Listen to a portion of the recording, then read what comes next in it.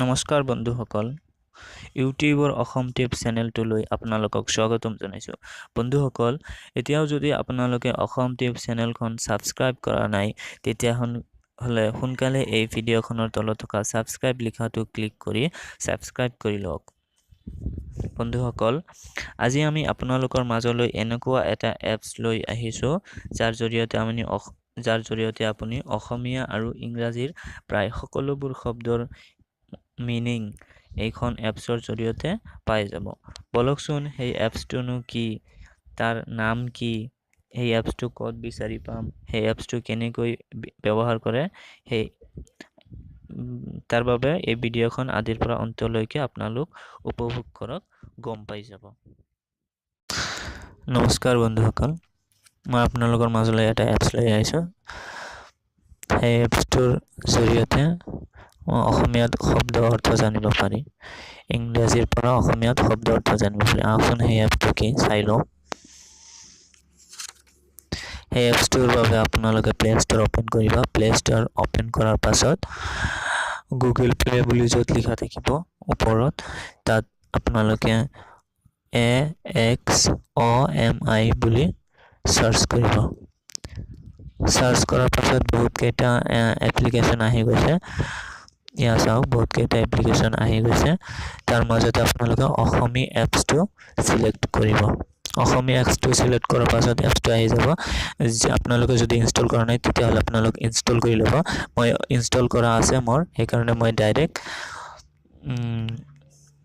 ইয়াতে বহুতকেইটা ফিচাৰ্ছ আছে তলত, মানে কেনেকৈ লিখিব পাৰি, ইংলিছৰ পৰা অসমীয়ালৈ লিখিব পাৰি, অসমীয়াৰ পৰা ইংলিছলৈ লিখিব পাৰি।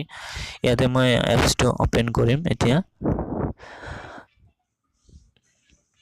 এপছটো অ'পেন কৰিলোঁ। এপছটো অ'পেন কৰাৰ পাছত এপছটো শ্ব' কৰাই আছে। ইয়াতে দুটা ছিষ্টেম আছে, এছামিছ টু ইংলিছ আৰু ইংলিছ টু এছামিছ। ইয়াতে মই ইংলিছ টু এছামিছ চিলেক্ট কৰিম।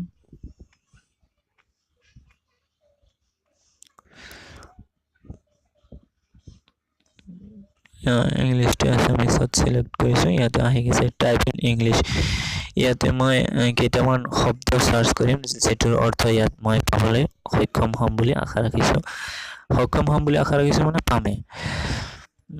ইয়াতে মই GOOD বুলি গুড শব্দটো চাৰ্চ কৰিছোঁ। গুড শব্দটো চাৰ্চ কৰাৰ পাছতে ইয়াত চাওক, বহুতো শব্দৰ অৰ্থ আহি গৈছে। গুড মানে ভাল, শুভ, সুন্দৰ, তেনেকুৱা গুড থকা বহুতো শব্দ ইয়াত আহি গৈছে, যাৰ অৰ্থ তাত তলত উল্লেখ কৰা আছে। এতিয়া মই আন এটা শব্দ চাৰ্চ কৰিম।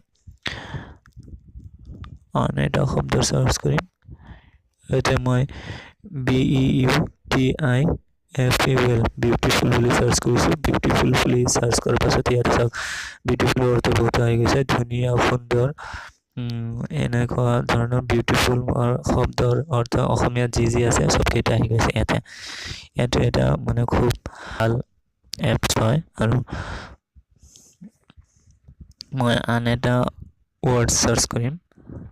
ৱাণ্ডাৰফুল শব্দটো চাগে মিছ স্পেলিং হৈছে, সেইকাৰণে শব্দটো অহা নাই। আপোনালোকে ভালকৈ টাইপ কৰি পেলাই চাৰ্চ কৰিব। এতিয়া মই আন এটা শব্দ চাৰ্চ কৰিম। সেইটো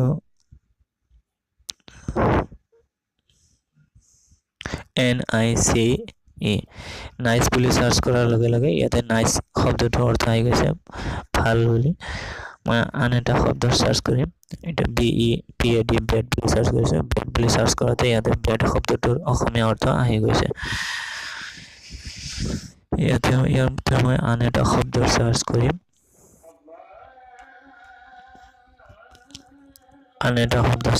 ৰ'বা। কুইন বুলি মই চাৰ্চ কৰিছোঁ। কুইন বুলি চাৰ্চ কৰাতে কুইন শব্দটোৰ অসমীয়া অৰ্থ কি চবকেইটা ইয়াতে আহি গৈছে। কুইন মানে ৰাণী, মাৰ্জাৰী, এনেকুৱা ধৰণৰ বহুতো শব্দ আহি গৈছে, যিটো কুইন শব্দটোৰ অৰ্থ অসমীয়াত ইয়াতে আহি গৈছে। মই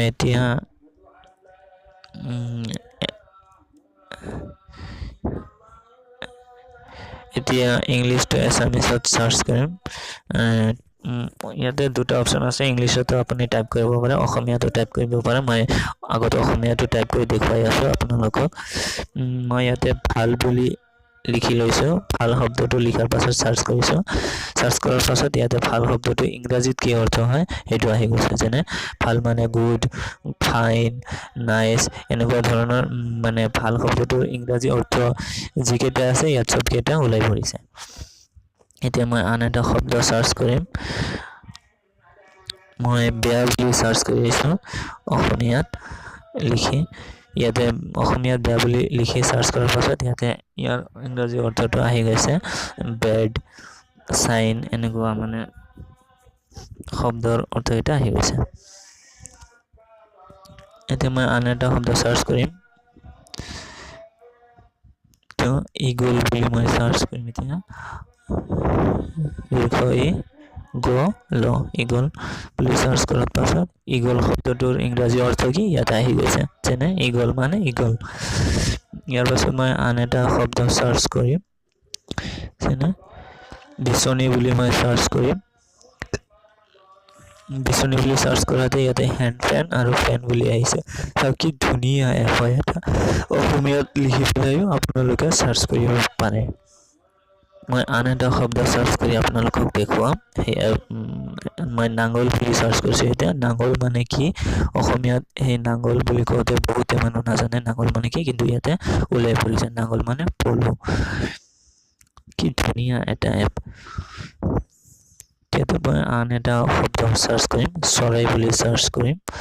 চৰাই বুলি চাৰ্চ কৰোঁতে ইয়াতে চৰাই শব্দটোৰ অৰ্থ আহি গৈছে। চৰাই মানে যে বাৰ্ড আৰু যে কিবা কিবি, সেই গোটেইকেইটা ইংৰাজীত অৰ্থ আহি গৈছে। কি ধুনীয়া এটা এপ। এতিয়া মই নেক্সট এটা ষ্টেপ আপোনালোকক দেখাম, যিটো টাইপ ইন ইংলিছ, মানে অসমীয়া শব্দটো ইংলিছেদি টাইপ কৰিও আমি শব্দকেইটা চাৰ্চ কৰিব পাৰোঁ। এইটো কাৰ্যকৰী হ'ব যিসকলৰ মোবাইলত মানে অসমীয়া কিপেডটো নাই, সেইটো মানে ইংলিছ কিপেড দিয়ে অসমীয়া শব্দটো লিখি পেলাই চাৰ্চ কৰিব পাৰে। যেনে মই কুঠাৰ বুলি চাৰ্চ কৰিছোঁ। কুঠাৰ বুলি মই ইংৰাজীতে লিখিছিলোঁ। এতিয়া চাওক কুঠাৰ বুলি লিখোঁতে ইয়াতে আহি গৈছে। কুঠাৰ মানে যে এক্স, কুঠাৰ মানে যে ডিমেজ, এইকেইটা শব্দ আহি গৈছে ইংৰাজীত। মই আৰু এটা শব্দ চাৰ্চ কৰিম ইংৰাজীত লিখি। মই ইংৰাজীত কুঁৱা বুলি লিখিছোঁ। ইয়াতে কুঁৱা বুলি আহি গৈছে। কুঁৱা মানে যে ৱাল, ইয়াতে আহি গৈছে। মই আন এটা ইংৰাজী শব্দ কিন্তু মই অসমীয়াত লিখিছোঁ। ৰাণী বুলি লিখিছোঁ মই ইংৰাজীত, কিন্তু সেইটো ইয়াৰ অৰ্থ আহি গৈছে যে ৰাণী মানে যে কুইন, ইয়াতে আহি গৈছে এপছটোত। মই আন এটা অসমীয়া শব্দ ইংৰাজীত টাইপ কৰিম, তথাপি আহি যাব। চাব, মই হৰিণা বুলি টাইপ কৰিম। চৰি, ইয়াতে টাইপিং মিষ্টেক হৈছে। মই আকৌ এবাৰ ট্ৰাই কৰিম। HORINA, হৰিণা বুলি লিখি পেলাই চাৰ্চ কৰিলোঁ। ইয়াত চাওক হৰিণা মানে যে ডিৰ হয়, হৰিণা মানে যে ফ্লেগ হয়, এইকেইটা আহি গৈছে। যে হৰিণা মানে হৰিণাৰ অৰ্থটো কি ইয়াতে আহি গৈছে। কি ধুনীয়া এটা এপ হয়, যাৰ জৰিয়তে আমি নিঃসন্দেহে আমাৰ নজনা শব্দকেইটাৰ অৰ্থ আমি জানিব পাৰোঁ সেই এপছটোৰ জৰিয়তে। ভাল এটা এপ হয় এইটো, আপোনালোকে নমস্কাৰ বন্ধুসকল, এই ভিডিঅ'খন যদি আপোনালোকক ভাল লাগে তেতিয়াহ'লে লাইক আৰু কমেণ্ট কৰক, আৰু এই চেনেলটোত আহিবলগীয়া নতুন নতুন ভিডিঅ' চাবলৈ এই চেনেলটোক সোনকালেই আপোনালোকে ছাবস্ক্ৰাইব কৰক।